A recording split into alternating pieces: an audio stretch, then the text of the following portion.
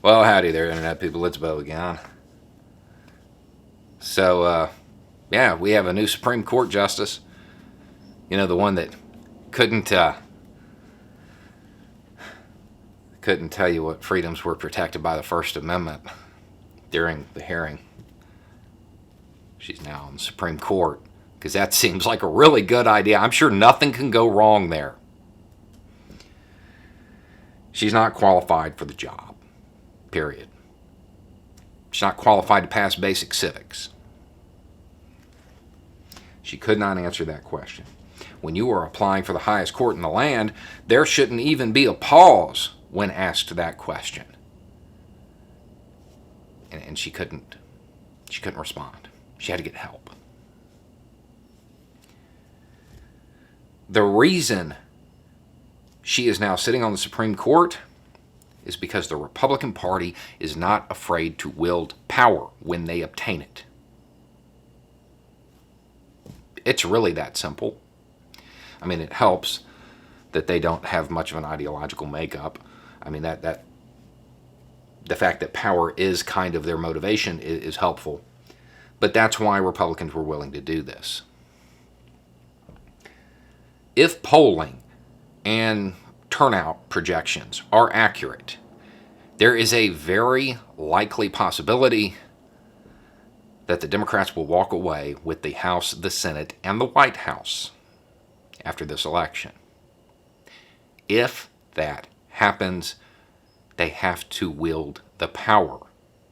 Scorched earth.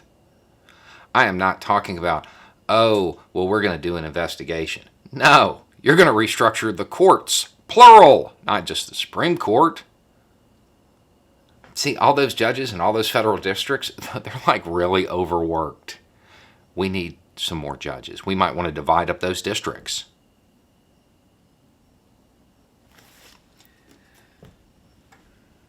What has happened during this 4 years is pretty much unforgivable.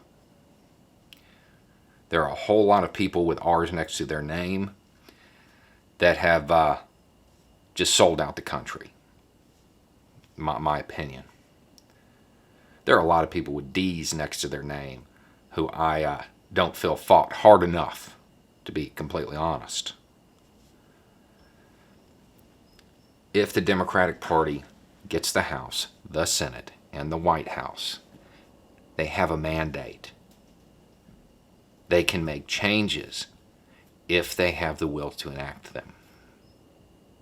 They can do a lot of stuff. They can help out with health care. They can fund all sorts of things. They can restructure the courts. They get an infrastructure package through. Maybe do some environmental regulations. I understand that there are a lot of politicians with D's next to their name who are not ideologically motivated. And that's fine. But if the Democratic Party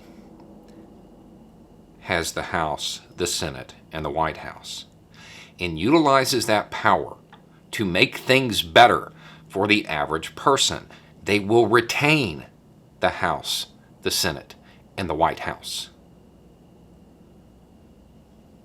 That's part of the problem, is that the Democratic Party seems very unwilling to exercise power, very unwilling to wield the power when they have it.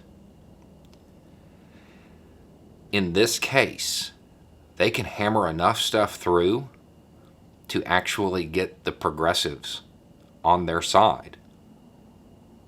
Maybe get them to show up and vote next time. Like out of, wanting to support the Democratic Party rather than just trying to stop Trump.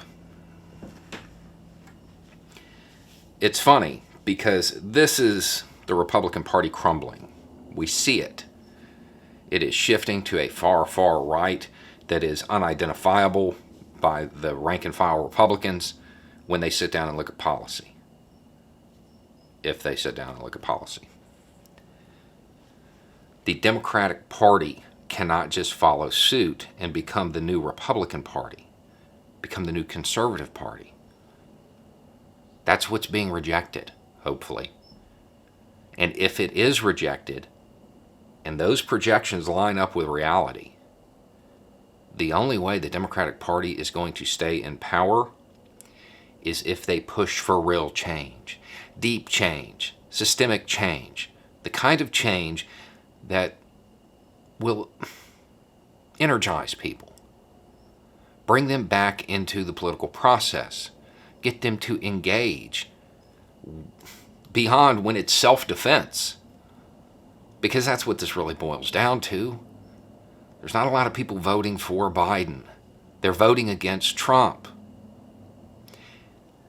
The I'm Not Trump campaign seems to have worked better than I expected, going by polling.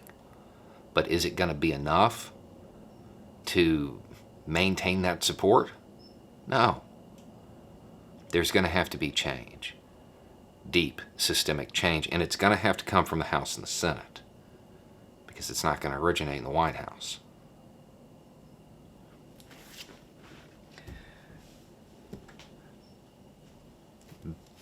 That Supreme Court confirmation is appalling. It is appalling. The second she was unable to answer that question, those hearings should have been over. There's no way you give a lifetime appointment to somebody who can't answer a basic question about the Constitution. You don't do it.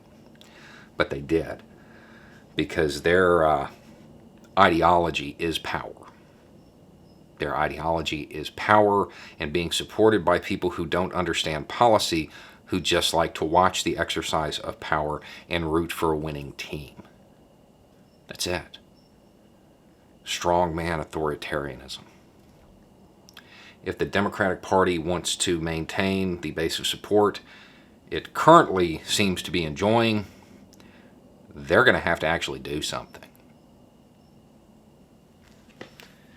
And doing whatever it takes to nullify her vote should be at the top of the list. Because anybody who doesn't understand the basic freedoms of this country probably shouldn't be interpreting the Constitution and ruling on whether or not we have them. It's funny, I had a much more fond memory of judging Amy before now. Anyway, it's just a thought. Y'all have a good day.